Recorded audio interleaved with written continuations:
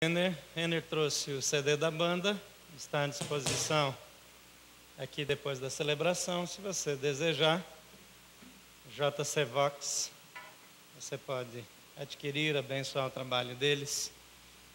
Também uma das maneiras de você continuar abençoando a obra missionária é levando um DVD da Cristolândia. Tem tanta informação missionária aqui que eu já estou misturando as coisas. Cristolândia já é o projeto de maior sucesso no Brasil na recuperação de usuários do crack.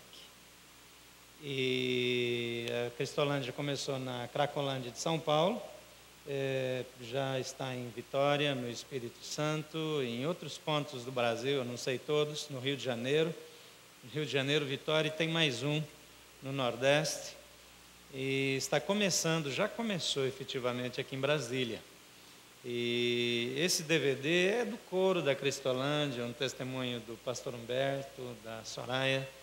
E ele está sendo repassado aqui a R$10, porque é uma maneira de ajudar no sustento do pastor Humberto e da Soraya. Eles estiveram aqui, investiram um bom tempo aqui conosco. E leve, ajude, né? Se você não gostar, não tem problema, não conta para ninguém. Você vai estar fazendo isso como investimento mesmo. Eu não estou dizendo que não é bom, não. Estou falando que você leva e dá uma olhada. Esse aqui é um cartaz do Alto de Páscoa, que você pode colocar no mural do seu condomínio, em algum lugar que você tiver acesso. E nós tínhamos também uns flyers que você poderia deixar no lugar que você almoça, em alguns lugares. E foi feito um cartão como esse, eu já elogiei 2 vezes, vou elogiar pela terceira. Achei uma ideia fantástica, você pode colocar um selinho aqui, mandar pelo correio. Está muito bonito, de muito bom gosto. E é um convite para o musical. Se você colocar essa semana no correio, chega. Se colocar na outra, não sei. Então, como acabou, tem um restinho ainda. Mas praticamente tudo que nós fizemos, imaginando que daria para toda a campanha, acabou hoje de manhã. Quem não veio hoje de manhã já não levou, leva o que tiver aí. E nós vamos tentar providenciar mais para quarta-feira. Então, isso é um bom estímulo para você ir para a celebração lá na Norte de quarta-feira, e você já leva o material, ou você pode passar aqui e retirar na secretaria. Eu gostaria também de fazer um convite especial. Se você pegou o informativo hoje, tem um convite para um módulo do CCM com o Dr. Fábio Damasceno. O Dr. Fábio Damasceno é psiquiatra, é médico psiquiatra, ele é pastor da comunidade S8, fundador dessa comunidade no Rio de Janeiro.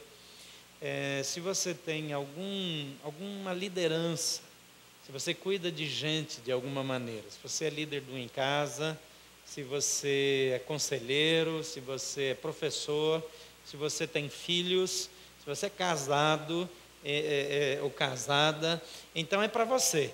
O Fábio Damasceno é simplesmente a pessoa com melhor preparo e a melhor habilidade de comunicação nessa área que eu já ouvi em toda a minha vida.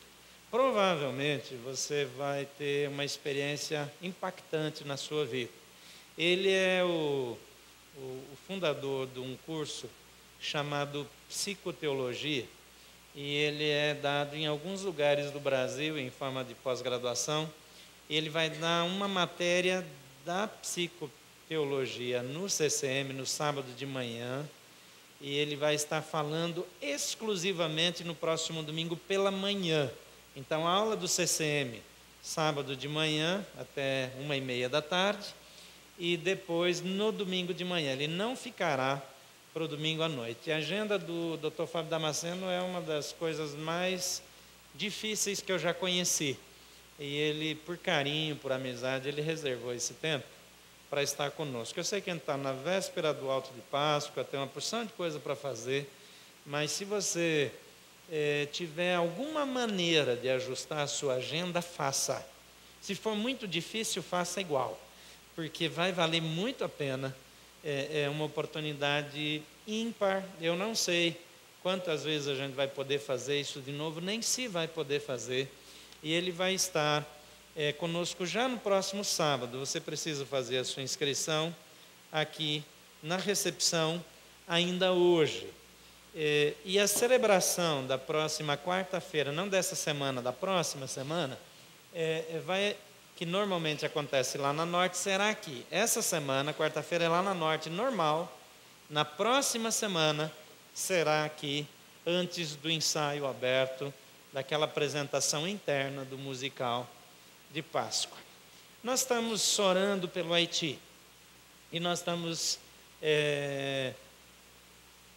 com uma viagem marcada para o dia 11 de junho, onde nós vamos para o Haiti fazer a primeira casa de uma série de casas que serão construídas num orfanato. Eu não sei se você lembra, imagino que ninguém conseguiu esquecer, daquele terremoto que em 1 minuto mais de 300 mil pessoas morreram. Provavelmente 100 pessoas morreram em 1 minuto mesmo, mas algumas outras morreram como consequência desse terrível desastre. Não demorou muito tempo, teve um surto de cólera, mais gente morreu. Crianças ficaram órfãs, pais perderam filhos, famílias perderam as casas.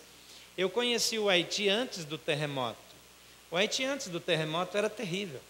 A pobreza, a miséria, a sensação que a gente tinha de um país que não deu certo, que é melhor fechar e tentar começar em outro lugar. Espero que ninguém traduza isso. E depois do terremoto, ele ficou muito, mas muito pior. E a situação das crianças, em Sítio Solé, as mães costumam misturar barro com farinha para aumentar o volume do bolo que fazem para as crianças comerem. Você pode encontrar essas informações no site da ONU. Não são informações que eu estou dando aqui. Hoje de manhã eu compartilhei de um hospital no Haiti, que é sustentado por uma fundação de um professor que agora trabalha em Harvard, que é um pesquisador médico, e ele, com apoio da iniciativa privada, fez um grande hospital próximo a Mebalé, no centro do país, um pouco fora de Porto Príncipe. E a especialidade desse hospital é tratar tuberculose e AIDS. Quando eu cheguei lá, as pessoas estavam invadindo o hospital à procura de seringas infectadas com HIV para se auto-infectar, para ter direito a um auxílio alimentação do centro de nutrição daquele hospital. Vocês estão me ouvindo, entendendo aí no fundo? Lá no fundo está dando para entender? O pessoal sempre diz que está ruim lá. Está dando para entender hoje? Que bom. Eu nunca vi isso. Quando eu ouvi a história, eu fui com uma aluna de Harvard que estava lá comigo, e aluna desse professor, e nós fomos lá, e todo mundo negou, até que um rapaz do centro nutricional disse para mim: conversa com esse homem que está chegando. E eu perguntei para ele por que ele fez aquilo. Ele falou: agora eu levei a infecção para dentro da minha casa. E todos nós temos pelo menos uma refeição por dia. Mais de 50% do país come menos do que 3 vezes por semana. Estou aqui lutando para diminuir peso. Provavelmente não é porque eu estou comendo de menos, porque eu estou comendo pouco. É porque está sobrando. E hoje de manhã nós ouvimos pastor Badete e pastor Lebranche. Pastor Lebranche é o diretor para as igrejas haitianas, as igrejas batistas. Por que a gente trabalha com igreja? Porque é o único lugar, o único espaço físico que dá para fazer uma escola, um centro de saúde, dá para cuidar da nutrição e ajudar as pessoas. Está lá, está pronto, e tem voluntários para ajudar. A maioria dos pastores haitianos não tem nenhum salário, muitos não têm mais do que 3 refeições por semana também, mas estão dedicando a sua vida para abençoar pessoas. Eu gostaria de convidar o pastor Labranche, ele esse homem magrinho, que anda com dificuldade, que perdeu pessoas queridas no terremoto, perdeu outras pessoas no surto de cólera, mas que lidera, que inspira pastores no Haiti. O pastor Badete foi daqui para o Varjão. E eu gostaria de só conversar um pouquinho com o pastor Lebranche e fazer algumas perguntas para ele compartilhar conosco. Seja muito bem-vindo. Obrigado por estar conosco. Pastor Lebranche, você poderia compartilhar conosco acerca da situação do Haiti agora, depois do terremoto, depois do cólera? Como é que está o país hoje? Como é que está o povo haitiano?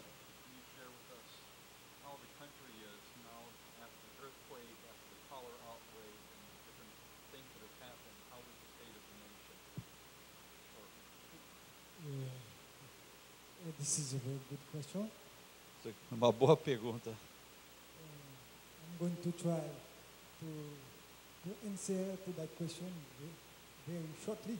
Tentarei responder com poucas palavras, Because I have a lot of things to say about it. porque tem muitas coisas para falar. After the earthquake, Depois do terremoto, we have another country. somos um outro país. A lot of poverty, Muita pobreza, a lot of house blocked, muitas casas derrubadas, a lot of people don't have any house to stay. muitas pessoas sem lugar sequer para ficar. A lot of people live on their tents. Muitas pessoas vivem em tendas, A lot of people live on the street. muitas pessoas vivem nas árvores, A lot of children, muitas crianças okay, without parents. sem pais. They live on desert. Eles moram sozinhos, They can go to school. não podem ir à escola. A lot of bad things Muitas coisas pass más in our country. acontecem no nosso país. You know, as Christians, Sabe, como cristãos, we have some word to say. nós temos um mundo para salvar. We need to give an answer. Precisamos dar uma resposta. Sometimes Às vezes, we try to do what we can do, tentamos fazer o que podemos, and after E depois? call upon the Lord chamamos a Deus to help us para nos ajudar in that bad situation. nessa situação.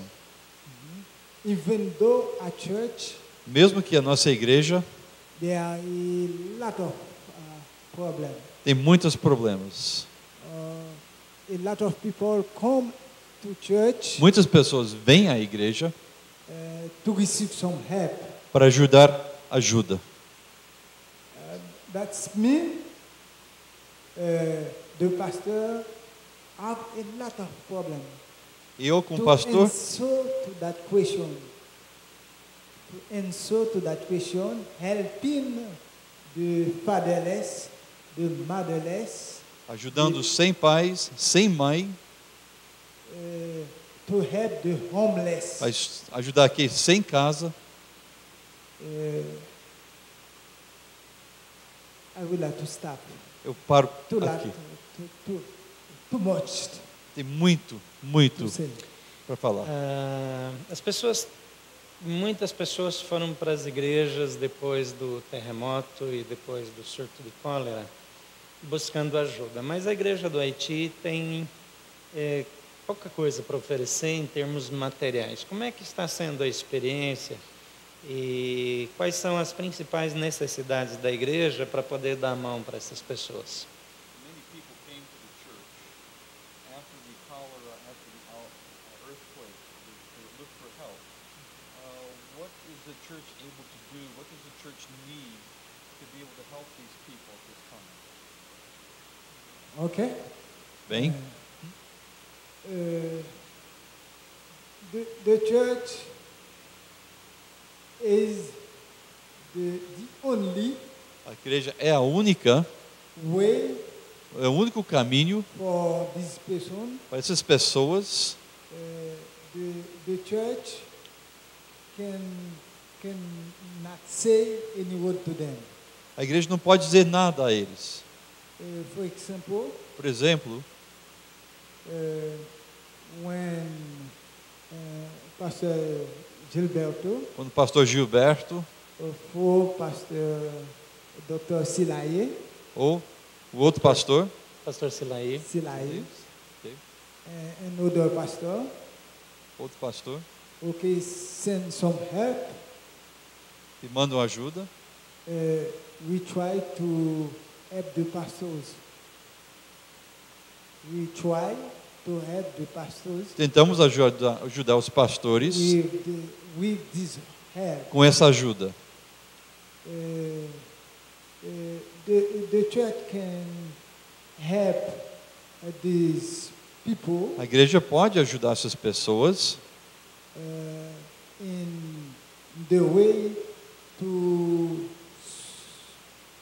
support themselves, no sentido de se sustentar,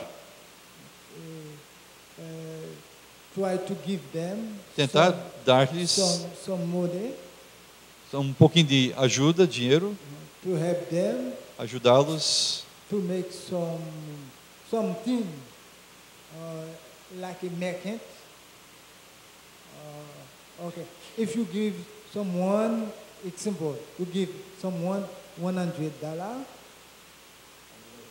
Yeah, if you give to someone $100, Quando dá, se der a alguém $100, entendi, is not going to eat those money one time.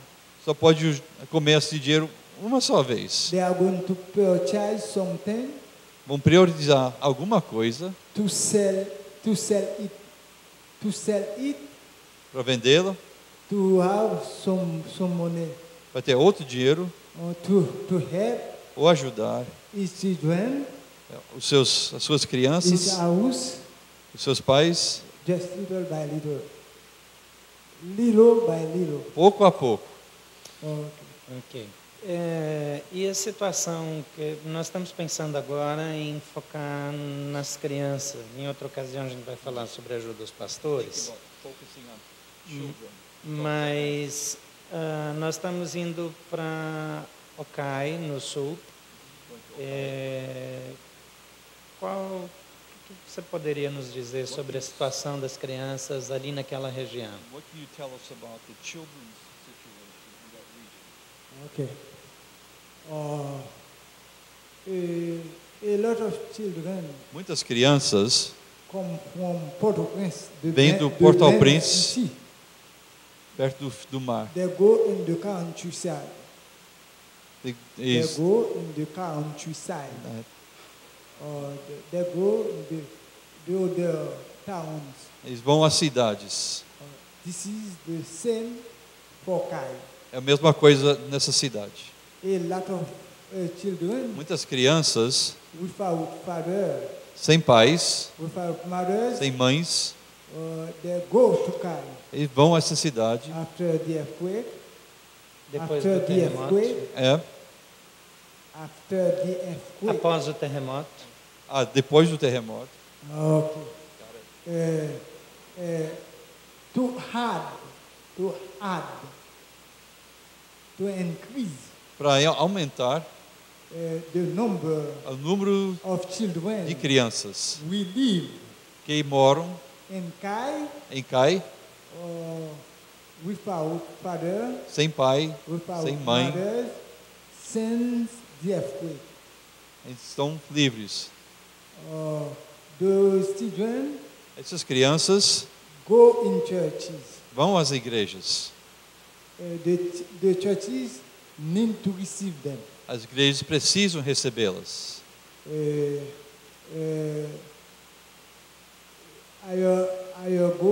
Idea A nossa ideia is to have a way é ter um meio, and a house uma casa for the para children essas to crianças stay. para ficarem,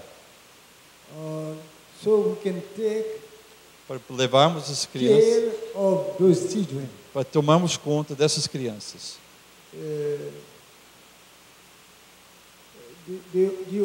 We have plan.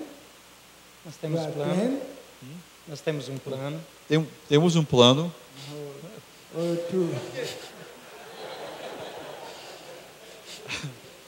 to build an orphanage para construir um orfanato for those children. para essas crianças. In the way, No caminho, we are be able to take care of them. para crianças, para que tomar conta deles. Okay. Ok. Eu queria agradecer a vinda de vocês ao Brasil e esse investimento que vocês fizeram para estar conosco. E isso vai nos ajudar muito nesse movimento, também na construção dessa casa e aproximar mais o nosso país do Haiti.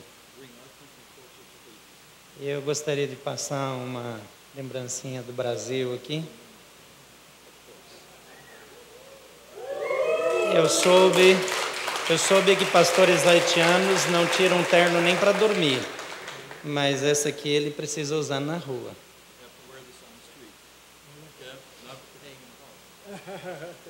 God bless you. Thank you. God bless you. God bless you.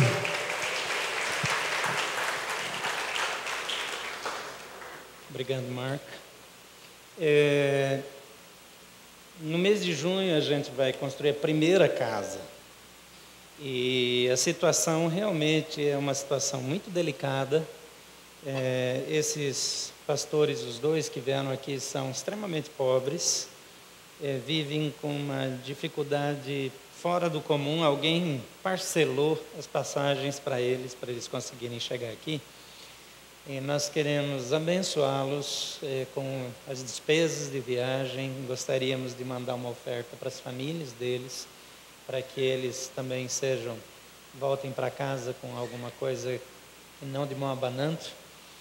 E você que quer se juntar a nós nesse projeto no Haiti, você pode fazer isso indo com a gente no dia 11, nós ainda temos algumas vagas, não muitas. Você pode ajudar a levantar os custos. Nós estamos indo com médicos, dentistas e estamos indo também com mestre de obras, com gente da área de construção para fazer um bom projeto ali. E vamos também precisar subsidiar medicamentos, comprar o material de construção. E se você desejar de alguma forma abençoar, você pode, no momento que desejar, fazer isso. E essa é uma maneira de ajudar aquele país e essas pessoas que passam por tantas dificuldades. Hoje eu gostaria de falar com vocês, na última mensagem da série Tudo Outra Vez, a gente está pensando aqui nesses dias como a nossa vida às vezes gira em círculos. Como pessoas voltam a viver as mesmas coisas. Nós estávamos falando do Haiti, e o Haiti, ele é um país que experimentou miséria, vários governos mudaram, mas exatamente entraram num círculo vicioso. E cada vez que entra um novo governo, que tem uma nova eleição, parece que as pessoas passam a ter esperança e depois caem na mesmice. A gente viveu isso muitos anos no Brasil também. A gente vive isso na nossa vida doméstica. Pessoas passam pelos mesmos problemas, enfrentam as mesmas dificuldades, cometem os mesmos erros. Você já percebeu que algumas coisas, elas voltam sempre de novo e de novo e de novo? Quantas decisões você tomou na sua vida de que essas decisões eram definitivas? E agora nunca mais eu vou fazer tal coisa, agora daqui para frente eu sempre vou fazer aquela outra. Quem já tomou essa decisão, uma decisão desse tipo? Levanta a mão. Nunca mais vou fazer ou sempre vou fazer? Quase todo mundo. Quantos já descumpriram isso, pelo menos mais de 10 vezes? Levanta a mão. É assim que funciona. Infelizmente, nós vivemos sempre vivendo as mesmas experiências, ouvindo as mesmas coisas, reclamando das mesmas coisas. Você conhece alguém que está sempre choramingando pelos mesmos problemas? Não levanta a mão e não cutuca ninguém agora. Tudo outra vez. A última mensagem da série é: vença a estagnação e o negativismo. Quando a gente junta estagnação e negativismo, dá uma química paralisante, extremamente poderosa, e a vida da pessoa simplesmente ela perde o rumo, perde o sentido. Por estagnação, nós entendemos falta de movimento, atividade, de vida, inércia, horas de estagnação. Sinônimos de estagnação não são inércia, marasmo, paralisia. Você sente que a sua vida está paralisada em alguma área? Que existe em algum setor da sua vida que as coisas não são vencidas, elas não vão além. Quando eu penso num projeto como o Haiti, quando eu penso na África, quando eu penso no sertão nordestino, eu nunca penso em projetos só para dar o pão, só para dar a comida para aquele dia, porque no outro dia tem fome de novo, como ele falou. Quando a igreja lá investe $100 para eles comprarem comida, só para comprar comida uma vez, com $100, depois acabou. Mas como nós podemos ir além? O problema é que quando nós começamos a estagnar, surge o negativismo. Eu sei que negativismo é um termo da psicologia, e para não entrar em detalhes técnicos, é mais ou menos quando o profissional, médico, o pedagogo, ele dá uma orientação para a criança fazer determinada coisa, ela faz o contrário. Isso é uma das manifestações de negativismo. Negativismo é uma síndrome catatônica, né? No sentido psicológico, e tem pelo menos, ela pode ser um negativismo passivo, pode ser ativo, etc. Mas eu queria pensar no negativismo mais como uma forma filosófica. Sabe aquela pessoa que tem um conceito de que nada vai dar certo na vida? É uma aplicação mais popular, não é o negativismo da psicologia, é o negativismo do dia a dia. Quando eu era criança, tinha um desenho que tinha uma hiena. Lembra do Lip Lion? Aquele desenho, para mim, marcou minha vida. Mas tem gente que é daquele jeitinho. Ele já acorda de manhã dizendo que não vai dar certo. Sabe a segunda-feira do Garfield? Tem pessoas que todo dia é segunda-feira do Garfield. Aliás, para algumas pessoas, acordar já é uma derrota. Quem está nesse time? Levanta a mão. Eu estou fazendo só para encorajar você. Eu gosto de acordar de manhã, tá? Só uma pessoa corajosa aí eu vi levantar a mão. O resto está com problema de mentira, é a mensagem de domingo que vem. Vamos falar de negação. Gente, às vezes a gente acha que não vai dar, que aquela pessoa não vai mudar, que a situação não vai mudar, que a circunstância vai continuar exatamente a mesma todos os dias, e que se vai mudar é para pior. Você já viveu um período da sua vida que você disse agora não tem mais como piorar, e foi surpreendido que tinha? É um negócio a gente rir para não chorar, porque quando você está passando por isso não tem graça nenhuma. Agora, o negativismo, a estagnação associada ao negativismo, ela engessa e dá a impressão que é um engessamento definitivo. Que não há reboque, não há guindaste, não há nada nesse mundo que possa mudar as situações, mudar a pessoa, mudar ela daquele lugar. Tem gente que empaca, que parece aquele jegue do sertão, que você não faz andar por nada desse mundo. O problema é quando a vida empaca desse jeito. Quando eu não quero empacar, quando eu não quero parar na vida, mas parece que a vida travou, eu estou envelhecendo, estou esperando a morte. A frustração traz um tipo de amargura que começa a comprometer os relacionamentos, que começa a criar dificuldades. Em Juízes, no capítulo 6, eu já falei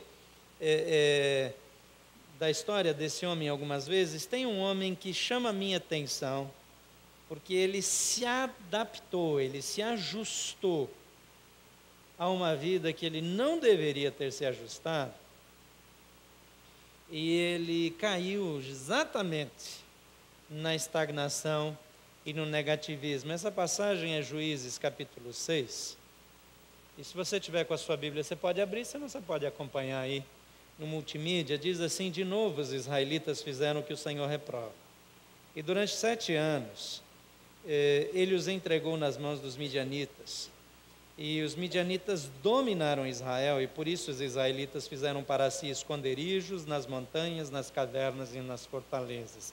Eles foram morar nos buracos, eles se esconderam. Metaforicamente, a gente poderia dizer que uma pessoa afetada pela estagnação e pelo negativismo entra num buraco, se mete numa caverna e não quer mais enfrentar o dia a dia. No versículo 3 diz que sempre que os israelitas faziam as suas plantações, os midianitas, os amalequitas e outros povos da região, a leste deles, as invadiam, acampavam na terra e destruíam as plantações ao longo de todo o caminho, até Gaza, e não deixavam nada vivo em Israel, nem ovelhas, nem gado, nem jumentos. Eles subiam trazendo seus animais e suas tendas, e vinham como enxames de gafanhotos. Era impossível contar os homens e os seus camelos. Invadiam a terra para devastá-la. Por causa de Midian, Israel empobreceu tanto que os israelitas clamavam por socorro ao Senhor. Quando os israelitas clamaram ao Senhor por causa de Midian, ele lhes enviou um profeta que disse: assim diz o Senhor, o Deus de Israel: tirei vocês do Egito, da terra da escravidão, e os livrei do poder do Egito e das mãos de todos os seus opressores. Expulsei-os e dei a vocês a terra deles. E também disse a vocês: eu sou o Senhor, o seu Deus. Não adorem os deuses dos amorreus, em cuja terra vive, mas vocês não me deram ouvidos. Então o anjo do Senhor veio e sentou-se sob a grande árvore de Ofra, que pertencia ao abiesrita Joás, e Gideão, filho de Joás, estava malhando trigo num tanque de prensar uvas para escondê-lo dos midianitas. Então o anjo do Senhor apareceu a Gideão e lhe disse: o Senhor está com você, poderoso guerreiro. Ah, Senhor, Gideão respondeu, se o Senhor está conosco, por que aconteceu tudo isso? Onde estão todas as suas maravilhas que os nossos pais nos contam, quando dizem: não foi o Senhor que nos tirou do Egito? Mas agora o Senhor nos abandonou e nos entregou nas mãos de Midian. O Senhor se voltou para ele e disse: com a força que você tem, vá livrar Israel das mãos de Midian. Não sou eu quem o está enviando? Ah, Senhor, respondeu Gideão, como posso libertar Israel? Meu clã é o menos importante de Manassés, eu sou o menor da minha família. Eu estarei com você, respondeu o Senhor, e você derrotará todos os midianitas como se fosse um só homem. E Gideão prosseguiu: se de fato posso contar com teu favor, dá-me um sinal de que és tu que estás falando comigo. Vamos orar mais uma vez? Pai, muito obrigado por tua presença, obrigado por teu amor e tua graça. Obrigado porque o Senhor nos quer numa vida produtiva, ativa, relevante e feliz. Ajuda-nos a vivermos da maneira que o Senhor planejou e que nós sejamos afetados por tua presença e que a nossa vida seja marcada por tua direção e graça, para que nós tenhamos a vida que o Senhor mesmo sonhou para nós. Oramos assim em nome de Jesus. Amém. É interessante nesse texto que na vida de Gideão nós podemos observar algumas marcas da estagnação e do negativismo. E esse estado de estagnação e negativismo, em primeiro lugar, normalmente ele resulta de negligência ou falha. O estado de negativismo, de estagnação e negativismo, normalmente resulta de negligência ou falha. Em Juízes 6, capítulo 1, diz: de novo os israelitas fizeram o que o Senhor reprova. E durante 7 anos ele os entregou na mão de Midian. O problema não é quando nós cometemos um erro acidental. O problema é quando nós cometemos um erro que nós já sabíamos que não deveríamos cometer. Quando você já fez uma bobagem e você faz a mesma outra vez. Quando você volta a cometer os mesmos erros. Quando você faz tudo outra vez. Aí nós temos um problema de autorrejeição, porque nós começamos a dizer, eu sou estúpido mesmo, eu sou imprestável, eu não sirvo, eu não aprendo, eu não mudo. Então nós começamos a nos agredir, porque nós decepcionamos a nós mesmos. Nós estamos nos prejudicando, mas quando nós superamos aquela crise, nós voltamos a fazer a mesma coisa. O problema de muitas pessoas é que elas voltam a cometer os mesmos erros. E voltando a cometer os mesmos erros, a coisa vai se complicando, vai ficando cada vez mais difícil. Aqui, o povo de Israel, ele cometia um erro, passava por dificuldade, aí Deus tinha misericórdia, arrumava as coisas, melhorava a vida deles, eles voltavam a fazer a mesma coisa outra vez. Aí, voltava a ficar fazendo de novo. Alguém já disse que errar é humano, mas permanecer no erro é burrice. Lá em São Paulo se diz que errar é humano, mas permanecer no erro é corintiano, né? Mas a minha esposa disse que eu não devo fazer esse tipo de comentário aqui. Pior seria se eu falasse do Flamengo, porque na semana passada teve uma pessoa até beijando a camisa do Flamengo depois que eu fiz um comentário de que, pela misericórdia de Deus, eventualmente até algum flamenguista pode vir a ser salvo. Agora, nós estamos aqui pensando em falhas que nós cometemos normalmente de novo e de novo e de novo. Talvez gostar muito de futebol seja uma delas, mas não é isso que eu quero falar hoje. Eu estou falando daquele homem que se torna infiel, daquela esposa que se torna infiel, daquela pessoa que mete os pés pelas mãos no seu trabalho, daquela pessoa que dirige imprudentemente de novo e de novo e de novo, daquela pessoa que não cuida dos seus filhos, que não investe no seu casamento, que volta de novo a fazer as mesmas coisas que já quase destruiu tudo. De novo Israel pecou, de novo eu errei. Quantas vezes nós vamos continuar fazendo a mesma coisa? Esse estado de estagnação e negativismo também frequentemente é acentuado pela dor e pelo trauma. Em Juízes 6,6 menciona que por causa de Midian, Israel empobreceu, e empobreceu tanto que eles já estavam com dificuldade até para comer. Aqui diz que empobreceu ao extremo. E eles clamaram e pediram socorro a Deus. Esse povo foi ficando marcado.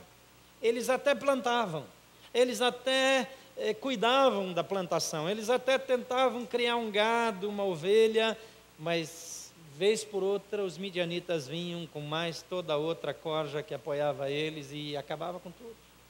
Isso vai endurecendo o coração, vai tornando a expectativa. Você olha para Gideão, ele diz, Deus não é conosco, Deus não se importa conosco, Deus não está nem aí, porque olha aí a nossa dor. Então eu começo a achar, não tem mais jeito, não vai mudar, não tem cura. A terceira coisa que o estado de estagnação e negativismo faz, ele provoca ceticismo e amargura. Quando o anjo do Senhor, lá em Juízes 6, 12, 13, diz, o Senhor é com você, o Senhor está com você, ele diz, o Senhor não está conosco. Se estivesse, nós não estaríamos vivendo como estamos. Por que é que nós estamos nessa miséria? Onde é que estão os feitos do passado? Onde é que está o Deus que fez os milagres lá do Egito, tirou o povo do Egito, fez tudo aquilo que os nossos pais contam? Cadê? Isso aí passou, é loucura, não existe, Deus não se importa comigo. Você já sentiu isso? Você já ficou com a impressão que você está sozinho no mundo, que ninguém liga para você,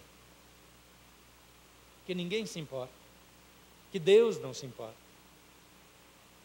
Não é muito difícil chegar nesse estado de coisas, porque o estado de estagnação e negativismo nos leva para isso, e também ele desenvolve baixa autoestima. Quando aquele anjo fala com Gideão, e ele é identificado com o próprio Senhor aqui, ele diz assim: ah, Senhor, eu não posso libertar Israel, porque Deus fala, vai você. Ele diz, não, eu não posso.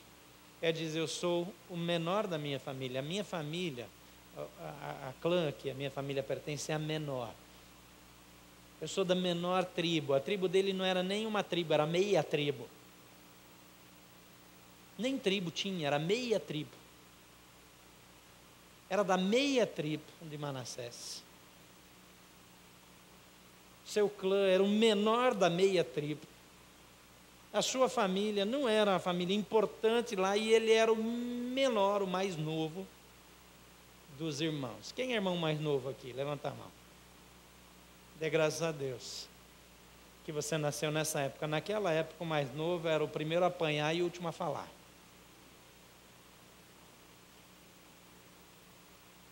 Agora o mais novo costuma ser o primeiro a bater, o mais paparicado. Nem sempre, né? Nem sempre. Mas naquela época, o mais novo não tinha vez, ele fala, não dá. Ele se vê como incapaz. Você já chegou na condição que você olha para as circunstâncias, você olha para os seus problemas, você olha para a crise, você olha para a situação e diz, eu sou incapaz de lidar com ela. Não tem solução, eu não tenho condições de fazer nada para mudar essa história. Eu não dou conta, eu sou incapaz. Essa leitura acerca de si mesmo, ela é muito comum nessas circunstâncias, mas pela graça de Deus, eu vejo nesse texto também passos para a vitória. Como nós podemos superar isso? Como nós podemos vencer? Como nós podemos encontrar a cura? Como nós podemos resolver os nossos problemas? Em primeiro lugar, reconheça o problema e admita a sua responsabilidade. No versículo 8 e 10, aqui de Juízes 6, diz assim, e lhes enviou um profeta que disse, assim diz o Senhor, o Deus de Israel, tirei vocês do Egito, da escravidão, eu os livrei do poder do Egito e das mãos de todos os seus opressores, expulsei-os e dei a vocês a terra deles, e também disse a vocês, eu sou o Senhor, o seu Deus, não adorem os deuses dos amorreus, em cuja terra vivem, mas vocês não me deram ouvidos. Olha para o caminho por onde você andou. Dá uma olhada no seu histórico de vida. Porque algumas pessoas, elas desenvolvem uma defesa, e quando elas estão passando por problemas, elas culpam alguém. É a terceirização da culpa, negócio bem atual. Muito comum hoje trabalhar com terceirização, especialmente, o governo está trabalhando com terceirização agora. É a terceirização da culpa. A culpa é sempre a do outro. É a esposa, é o marido, é a condição, é a situação econômica. Esse negócio começou lá no Jardim do Éden. O homem disse, ele foi o primeiro a dizer, Senhor, foi a mulher que tu me deste. Foi essa senhora que o Senhor colocou aí. Eu não pedi. Ele está botando a culpa na mulher e em Deus. Foi o Senhor que colocou ela aqui. É típico do ser humano. É da natureza humana. Então a responsabilidade é dos outros. É do pai, é da avó, é do tio, é da vida, é da situação injusta, é do governo, é de quem quer que seja, menos mim. Então, reconheça o problema e admita a sua responsabilidade. Fala comigo assim, eu sou o responsável. Quando você vai resolver um problema em casa, quando você vai tratar uma discussão com a esposa, quando você vai corrigir os filhos que estão fazendo coisas que não deveriam fazer, pergunte a si mesmo, qual é a minha responsabilidade? Onde foi que eu falhei no processo? Qual é a minha parte? Não assuma a culpa que não é sua. Não vá para o outro extremo. Mas também, não feche os olhos para a realidade de que nós muitas vezes falhamos e que parte dos problemas que nós enfrentamos são nossa responsabilidade. quando um pai vê o seu filho indo para um caminho ruim, perigoso, e não toma uma atitude, ele é tão culpado quanto o filho que está indo. O filho é responsável pelos erros que comete, o pai pela falta de intervenção. Nós somos colocados na vida dos nossos filhos para abençoá-los, inclusive de maneira desagradável de vez em quando. Quando o meu casamento vai mal e eu fico passivamente assistindo a casa cair, eu me torno responsável. Eu vejo a esposa se interessando por outro homem, o marido por outra mulher, e eu não tomo nenhuma atitude, eu espero para ver o que vai dar, eu também tenho a minha responsabilidade de negligência. Eu não sou responsável pelos erros que outra pessoa comete. Cada um é responsável por seus erros. Eu não tenho que responder pela atitude, pela decisão da outra pessoa, mas a minha atitude, a minha falta de atitude também é responsabilidade minha.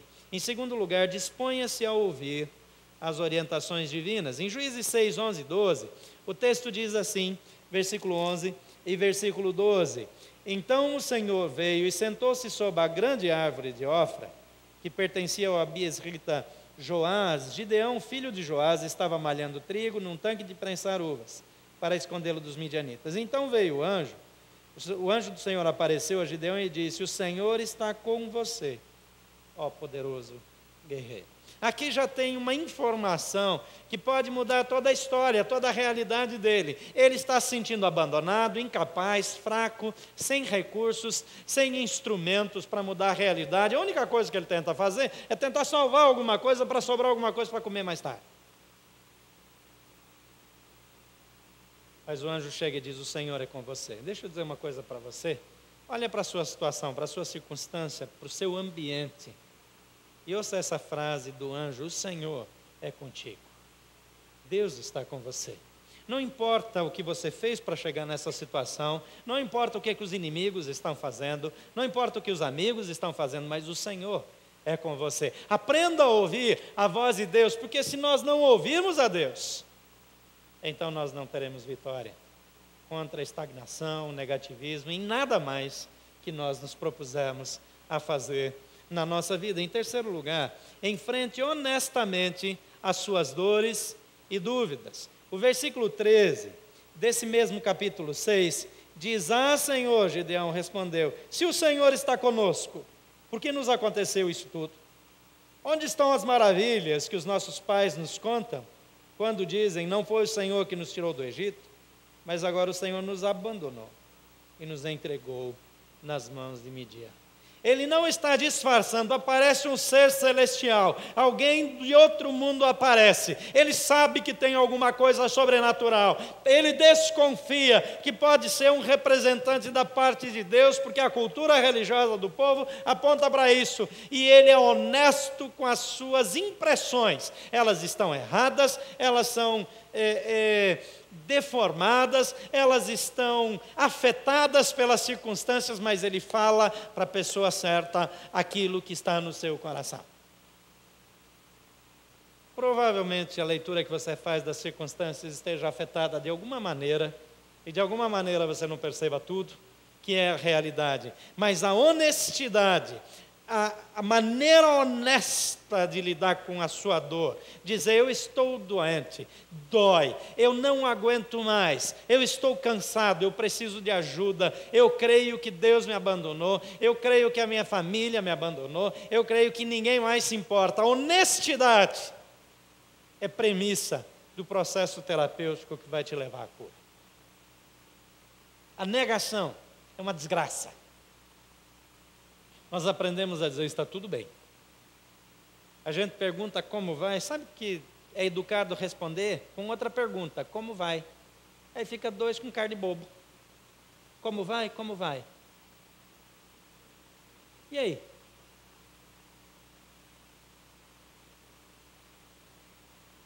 Porque ninguém quer saber da vida de ninguém. Porque nós nos protegemos e não queremos responder.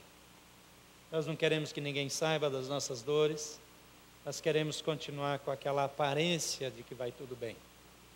E quando alguém resolve quebrar essa regra da sociedade não verbal, todo mundo sai de perto. Ninguém quer ficar perto de alguém que está sempre chorando, choramingando, reclamando, não é verdade? Começa a falar dos seus problemas para ver como desfaz o bolinho, a panelinha acaba. Vai todo mundo embora. Ah, lembrei de um compromisso. Outra pessoa atende um telefonema que não existe e sai de perto. Ah, só um minutinho aqui, não tem nada. Mas essa situação, essa honestidade, ela faz toda a diferença. Eu disse antes, você precisa ouvir as instruções, as orientações divinas, mas você também precisa obedecer à instrução divina. Em Juízes 6, 25 a 27, tem uma instrução clara para aquele homem que se vê com baixa autoestima, que não acredita no seu potencial, que não reconhece quem ele é. O versículo 25 e seguintes diz: naquela mesma noite o Senhor lhe disse: separe o segundo novilho do rebanho do seu pai, aquele de 7 anos de idade, está bem escolhido. Despedace o altar de Baal que pertence a seu pai, corte o poste sagrado de Azerá, que está ao lado do altar. Depois faça um altar para o Senhor, o seu Deus, no topo desta elevação. Ofereça o segundo novilho em holocausto, com a madeira do poste sagrado que você irá cortar.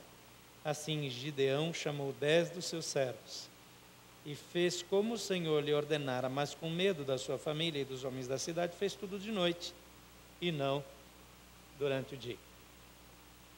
Ele obedeceu, com medo, com dificuldade, com insegurança. Foi à noite, com medo da exposição, com constrangimento, ainda com dúvida se ele era aquilo que Deus está falando, mas ele fez. Deixa eu falar uma coisa para você. Algumas atitudes que nós precisamos tomar na vida vão parecer difíceis demais. Quando você precisa romper com um estado de coisas, quando você já se deixou dominar por uma situação, se você é dominado por sua família, se você é dominado por seus amigos, se você é dominado por seus colegas de trabalho, se você já se mostrou de um jeito que você não é, e você ficou sob controle de pessoas, e você precisa romper com isso, você precisa dar um passo de fé, coragem, mesmo que isso lhe pareça difícil. Agora presta atenção, se você não der esse passo, você nunca vai mudar. Você não precisa quebrar tudo, você não precisa romper com todos, você não precisa consertar tudo de uma vez. Gideão, ele sai à noite. Ele não tem coragem de enfrentar a família, ele não tem coragem de enfrentar o povo da cidade, ele está intimidado pelo desafio. Talvez as circunstâncias que você precisa mudar, talvez colocar ordem na sua casa, talvez mudar de atitude no seu trabalho, talvez romper com um estado de impiedade, talvez romper com um estado de desonestidade, talvez romper com uma dominação, um sentimento opressor que está dentro de você. Pareça difícil demais, mas é um passo de cada vez, é uma atitude de coragem. Eu preciso avançar, eu preciso agir, ou eu vou continuar exatamente do jeito que eu estou. A primeira vez pode ser imperfeita, nada glamurosa, faz escondido, faz à noite, não tem muito charme, não vai ser visto como um herói. Mas esse homem, medroso, cético, de baixa autoestima, que se acostumou à situação, que se adaptou às circunstâncias, que começou a roubar o que é seu. A pessoa, que tragédia, eu tenho que roubar o que é meu e esconder para que eu não fique sem nada. É trágico. É dele, mas ele age como se não fosse. Ele é o dono, mas age como se fosse o usurpador. Ele é o proprietário e age como ladrão. Tem muita gente que trocou a função. Você foi criado para ser o proprietário, o dono. Você foi chamado para ser líder da sua geração. Para isso, dê os passos necessários. Em quinto e último lugar, remova da sua vida os inimigos da liberdade. No versículo 25, Está de novo aquela ordem que Deus deu: remova, corte o poste, despedace o altar, o poste ídolo, despedace o altar, que está na casa do seu pai. Ele está dizendo: Deus me abandonou, mas dentro da casa dele tinha um altar de contaminação e um poste ídolo que as pessoas adoravam ao Deus estranho. A minha pergunta é: o que tem dentro da sua casa hoje que é um manifesto de impiedade? Pode ser de imoralidade, pode ser tanta coisa. Um dia eu atendi um menino que entrou no quarto do pai cristão e achou uma pilha de revista Playboy. Primeiro ele se deliciou naquele negócio, depois ele veio com crise de consciência falar comigo. Agora a contaminação já chegou no filho. Às vezes eu quero que meus filhos tenham uma vida santa, mas eu acesso pornografia na internet. Eu quero santidade na minha casa, mas eu tenho assinatura de canal pornográfico, que passa filme de chinelagem, como eu digo. Por quê?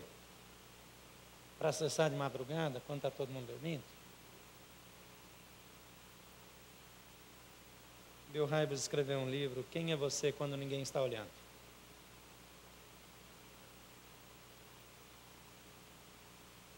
Tomar atitudes e limpar a minha vida é imprescindível para que eu rompa com a estagnação e o negativismo. Talvez a coisa não ande na sua vida porque está em sujeira, porque tem coisa que você sabe que tem que sair, mas você não tem coragem. E a Bíblia diz que você precisa agir, ainda que seja à noite, ainda que seja às escondidas, ainda que seja com falta de coragem, mas você precisa se levantar e agir. Para que Deus mude a sua história, para que Deus mude a sua vida, para que Deus conserte a sua família, para que Deus equilibre o seu orçamento, para que Deus transforme a realidade na qual você se encontra. Quais são os obstáculos? Quais são as barreiras? Quais são as crises que você vive hoje? Existe estagnação e negativismo na sua vida? Existem coisas que Deus quer mudar no seu coração? Por favor, feche seus olhos. Nós estamos diante de Deus que tem todo o poder. A Bíblia diz que se confessarmos os nossos pecados, Ele, o Senhor Jesus, é fiel e justo para nos perdoar os pecados e nos purificar da injustiça. Injustiça para Deus é tudo aquilo que não presta que está na minha vida. Rancor, amargura, pecados escravizadores, mentiras. A Bíblia diz que Deus nos criou para a liberdade. E diz que foi para a liberdade que Cristo libertou você. A Bíblia diz também que se o Filho vos libertar, verdadeiramente sereis livres. Gideão só começou a tomar as primeiras atitudes porque ele teve um encontro com Deus. A Bíblia diz que Jesus está aqui. Não importa o que prende você, não importa a situação da sua vida, se é grave ou leve, se é uma situação interna ou externa, se é uma condição emocional ou se é uma condição material, uma condição física. Mas o Senhor está aqui. E Ele quer mudar a sua história. Ele quer mudar a sua vida.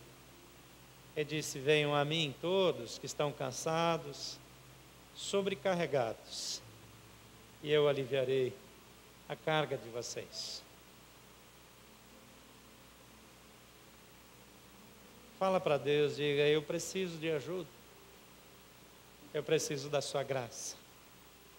E a maneira de receber essa graça, se você já teve um encontro pessoal com Jesus, é dizer: Senhor Jesus, me socorre. Eu me perdi, eu me afastei, eu preciso da sua ajuda. E Ele vem em seu socorro. A Bíblia diz que Ele tem prazer em atender a sua oração. Mas talvez você está aqui e você não teve encontro pessoal com Jesus Cristo.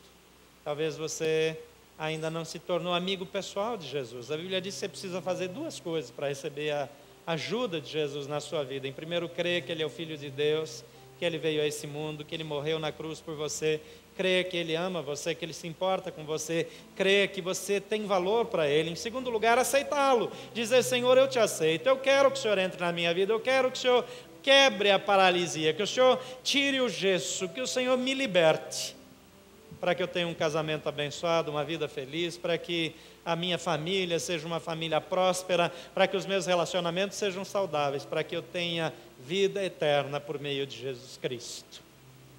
Você precisa de Jesus na sua vida? Você gostaria de convidar Jesus para entrar no seu coração? Eu quero orar por você. Eu queria que você orasse comigo, repita comigo, mesmo que você já fez essa oração dezenas de vezes, diga comigo: Senhor Jesus, eu sei que Tu podes mudar a minha vida. Repita comigo: eu sei que Tu és o Filho de Deus, que pode me perdoar, que morreu na cruz em meu lugar. Eu creio que Tu és o Salvador de todo homem que crê em Ti. E eu confesso que Tu és o meu Senhor, porque eu Te recebo como meu Senhor e meu Salvador pessoal. Em nome de Jesus. Continue com seus olhos fechados. Se você quer dizer: sim, essa oração é para mim, eu quero confirmar isso diante do Senhor, enquanto eu oro agora, mantenha uma de suas mãos erguidas, dizendo sim para Jesus. Entre você e Deus, só levanta uma de suas mãos, mantenha erguida enquanto eu oro. Pai querido, Tu conheces a realidade de cada um dos que aqui estão. Cada uma das mãos que se levantam aqui nessa noite estão dizendo: eu quero Jesus. Pai, cada uma dessas mãos representa uma pessoa que está dizendo: eu quero uma vida de liberdade em Cristo. Eu creio que Jesus é o Salvador, eu creio que Ele ressuscitou dos mortos, que Ele veio e morreu por mim, mas pode me curar, pode mudar a minha história. Pai, porque eles estão dizendo isso, o Senhor disse que o Senhor escreveria os seus nomes no livro da vida, que o Senhor daria do seu Espírito, que o Senhor mudaria a vida dessas pessoas. E Pai, são tantas pessoas dizendo: eu quero Jesus. Tantas pessoas erguendo a sua mão e dizendo: eu preciso de Jesus. Pai, Tu estás vendo o coração. Então escreve os seus nomes no livro da vida. Marca as suas vidas com a Tua graça, com o Teu poder. Ó Pai, transforma de uma vez por todas. Ó Pai, ainda que com medo, ainda que devagar, ainda que com dificuldade, dá a eles coragem para dar o primeiro passo. E que o Senhor conceda a vitória em todas as coisas. Eu repreendo toda a intenção maligna da vida deles. Ó Pai, pela palavra de Deus, pelo poder de Jesus Cristo, eu declaro sobre eles a graça de Jesus e a falência das obras das trevas. E eu peço que o Senhor os envolva no Teu grande e perfeito amor, para que eles comecem uma nova vida, livre em Cristo Jesus. Em nome de Jesus. Amém. Pode baixar sua mão. Obrigado por ouvir e responder a Jesus Cristo. Eu gostaria, em nome da igreja, de dar para você esse livro. O seu nome é Jesus. É um livro que pode ajudar você a conhecer mais de Jesus. E nós temos um espaço conexão. Você é nosso convidado para tomar um café, deixar sua ficha. Se você quiser oração, você pode deixar o seu pedido de oração. Se você deixar o e-mail, a gente vai manter você informado das nossas atividades e tudo aquilo que você precisar, você pode solicitar. Se você tiver algum constrangimento e não quiser deixar o seu contato, não tem problema. Eu faço questão que você passe lá, só para ter um tempo e receber esse livro, que pode abençoar a sua vida e pode abençoar a vida de outras pessoas também. Muito obrigado por estar conosco nessa noite.